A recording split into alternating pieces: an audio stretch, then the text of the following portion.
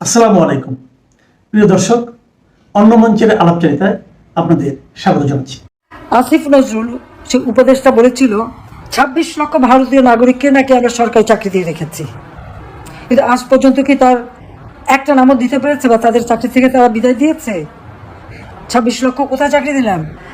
আমার বেসামরিক প্রশাসনে কর্মরত আছে ১৪,৪৩,৫১৮ জন কর্মকর্তা কর্মচারী। তাহলে ২৬ লক্ষ কোথায় আমি চাকরি দিয়েছি ভারতীয়দের? তার কোনো জবাব আছে? কে জবাব নেবে তার কাছ থেকে? ইউনূস জবাব দিক, আসিফ নজরুল জবাব দিক। এরকম মিথ্যা বয়ান দিয়ে মানুষকে তারা বিভ্রান্ত করেছিল। আজকে যারা বিভ্রান্ত হয়েছে তারা কি এটা উপলব্ধি করতে পারেন যে কত বড় মিথ্যাবাদী, কত বড় মিথ্যাবাদী? এইভাবে মিথ্যা অপপ্রচার চালিয়ে মানুষকে বিভ্রান্ত করেছে। এখনও যদি কেউ সজাগ না হয় আমার কিছু বলার নেই, কিন্তু আমি তো বাবা মা ভাই সবারই সে ব্যথা শোক বুকে নিয়েও যে জাতির জন্য আমার বাবা জীবন দিয়ে গেছে। আমরা তো ছোটবেলা বাবাকে কতদিন পেয়েছি? 1-2 বছর তো পাইনি। যে বয়সে বাচ্চারা বাবার সাথে স্কুলে যায়, আমরা কি সেই সুযোগ পেয়েছি কখনো? দেখা করতে তো জেল গেটে যেত তো আমাদের, আপনার সঙ্গে দেখা হতো জেল গেটে। এটাই ছিল বাস্তবতা। এই দেশের মানুষকে তিনি গভীরভাবে ভালোবেসেছেন, আমাদের থেকেও মানুষকে বেশি ভালোবেসেছেন। আর সেই দেশে সেই মাটিতে যখন স্বাধীনতা এনে দিলেন, তারপর তাকে নির্মমভাবে হত্যা করা হলো। তারপরেও 6 বছর দেশে আসতে পারিনি, রিফিউজি হিসেবে থাকতে হয়েছিল। পাসপোর্টটা পর্যন্ত জিয়াউর রহমান দেয়নি রেহানার। কোনো দলকে নিশ্চিহ্ন করার জন্য তাদের উপর নির্বিচারে অত্যাচার নির্যাতন করা, সেটা কিন্তু আওয়ামী লীগ করেনি। বরং সকলের মৌলিক অধিকার, গণতান্ত্রিক অধিকার আমরা নিশ্চিত করেছি। আমাদের সোশ্যাল সেফটি নেটে সেখানে আমরা যে তালিকা করেছি সেখানে কিন্তু আমরা দল দেখিনি। আমি যে ভূমিহীন গৃহহীন মানুষকে ঘরবাড়ি তৈরি করে দিয়েছি সেখানে কিন্তু কোনো দল দেখিনি। আমি যখন সরকার গঠন করেছি আমার সরকার জনগণের কল্যাণেই কাজ করেছে, জনগণের জন্য, কোনো একটা দলের জন্য না। এটা হলো বাস্তবতা। কিন্তু আজকে যখন দেখি সমস্ত রাগ আওয়ামী লীগের উপর, সমস্ত দোষ আওয়ামী লীগের, সমস্ত দোষ আমাদের, নির্বিচারে আমাদের উপর অত্যাচার নির্যাতন চলছে, জেল জুলুম চলছে, পাশাপাশি মুক্তিযুদ্ধের চেতনাকে নস্যাৎ করা, মুক্তিযুদ্ধের স্মৃতিচিহ্নগুলি মুছে ফেলা। আজকে বাংলাদেশের অবস্থাটা কি? এই মুহূর্তে আপনারা দেখেন দেশটা অচল। কেন? সরকারি কর্মচারীদের যে দুরবস্থা, তাদের চাকরি খাবার জন্য এক অধ্যাদেশ জারি, তার উপর অর্থনৈতিক অবস্থা কি অবস্থা? আজকে আমাদের ব্যবসায়ীরা নিজেরাই বলছেন যে 2 মাসের মধ্যে 50 ভাগ শিল্প বন্ধ হয়ে যাবে। ইতিমধ্যে প্রায় 1100 শিল্প কারখানা বন্ধ, একে গার্মেন্টস বন্ধ, শ্রমিকরা চাকরি হারিয়ে তারা কোথায়? মেয়েরা ঘরে ফিরে যাচ্ছে কাঁদতে কাঁদতে। আজকে দেশের অবস্থাটা কি?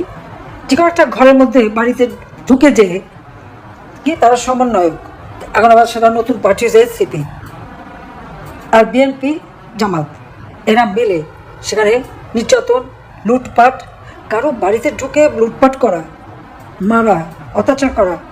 এটা কোন ধরনের কাজ? এটা কোন গণতান্ত্রিক ধারা? এটা কোন স্বাধীনতা? সেটাই তো প্রশ্ন। এবং নির্বিচারে, কারো কোনো নিরাপত্তা নাই। যখন যাকে খুশি তাকেই হয়রানি, তাকেই গ্রেপ্তার, তার উপরে নির্যাতন সেও চালিয়ে যাচ্ছে। অর্থনীতি সম্পূর্ণভাবে ধ্বংসের দিকে। তার উপরে একের পর এক কালো আইন জারি করে যাচ্ছে। তাদের আইন জারি করার অধিকারটা কে দিয়েছে? ডক্টর ইউনূস এবং তার এই উপদেষ্টারা কি জনগণের ম্যান্ডেট নিয়ে ক্ষমতা এসেছে? তারা তো এসেছে জঙ্গিদের সহায়তায়, সন্ত্রাসীদের সহায়তায়, খুনিদের সহায়তায়। সে তো প্রমাণ হয়েছে। কারণ ক্ষমতা আসার সাথে সাথে যত জঙ্গি, সন্ত্রাসী, খুনি যাদেরকে আমরা বিচার করে কারাগারে বন্দী করেছিলাম সবাইকে মুক্তি দিয়ে দিয়েছে, জেলখানা খুলে দিয়েছে, সব স্রোতের মতো বেরিয়ে যাচ্ছে। আর জেলখানা ভরেছে কাদের নিয়ে? মুক্তিযোদ্ধা, মুক্তিযোদ্ধা সর্বপক্ষে শক্তি, আওয়ামী লীগের নেতাকর্মী, তাদেরকে দিয়ে আজ জেল ভরেছে। 5 লক্ষের উপর শুধু মামলা এবং আসামি। আমার মনে হয় ডক্টর ইউনূস একটা রেকর্ড করে ফেলেছে। কোনো দেশে এইভাবে এত লক্ষ লক্ষ মানুষের বিরুদ্ধে মামলা দিতে পারে আর আসামি করতে পারে আর হয়রানি করতে পারে, এটা বোধহয় আর কোথাও কোনোদিন ঘটে নাই। সে এইভাবে নির্যাতন আওয়ামী লীগের উপর চালাচ্ছে। তারপর কি? আওয়ামী লীগের কার্যক্রম নিষিদ্ধ। স্বৈরাচার বলা হয় আমাকে। স্বৈরাচার কে? আপনি দেখেছেন সরকারি কর্মচারীদের আইন একটা অধ্যাদেশ করা হয়েছিল 79 সালে, সেটাকে আমরা আইনে পরিণত করি। এটা কোর্টের একটা অর্ডার ছিল, কারণ সামরিক মানে শাসকদের ক্ষমতাকে অবৈধ ঘোষণা করা হয়েছিল। সেখান থেকে আমরা আইনটা করে দিই, কিন্তু সেই আইনকে বাদ দিয়ে ওই 79 অধ্যাদেশের সূত্র ধরে একটা অধ্যাদেশ জারি করেছে। আমার এখানে প্রশ্ন, এই অধ্যাদেশ জারি করার কি অধিকার তার আছে? ইউনুসের আছে? সে তো তার যে পদবিটা যেটা সে আছে ওটা তো কোনো সংবিধানে নাই। জনগণের ভোটে নির্বাচিত হয়ে সে আসেনি, জনগণের ম্যান্ডেট নিয়ে আসেনি, এসেছে জঙ্গিদের সহায়তায়, সন্ত্রাসীদের সহায়তায়। আজকে সচিবালয় থেকে শুরু করে সকল কর্মচারী, তাদের উপর যেভাবে নির্যাতন, আজকে সরকারি বেতনভোগ কর্মকর্তা কর্মচারী সকলেকেই চাকরি থেকে তারা বের করে দিতে পারবে।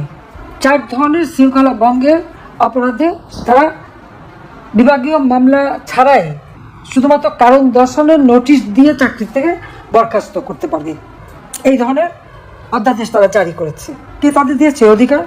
এটা তো সম্পূর্ণভাবে সংবিধানের সঙ্গে অসামঞ্জস্যপূর্ণ, সম্পূর্ণ অসামঞ্জস্যপূর্ণ। কারণ 2018 সালে সরকারি কর্মচারীদের আইন করা হয়, অথচ সেই আগে যে অধ্যাদেশটা সেটা কিন্তু রহিত করা হয়েছিল। আবার সেটাকে পুনরায় রহিত করা, আবার এই অধ্যাদেশ দেওয়া, তাদেরকে কে এটা জারি করতে বলেছে?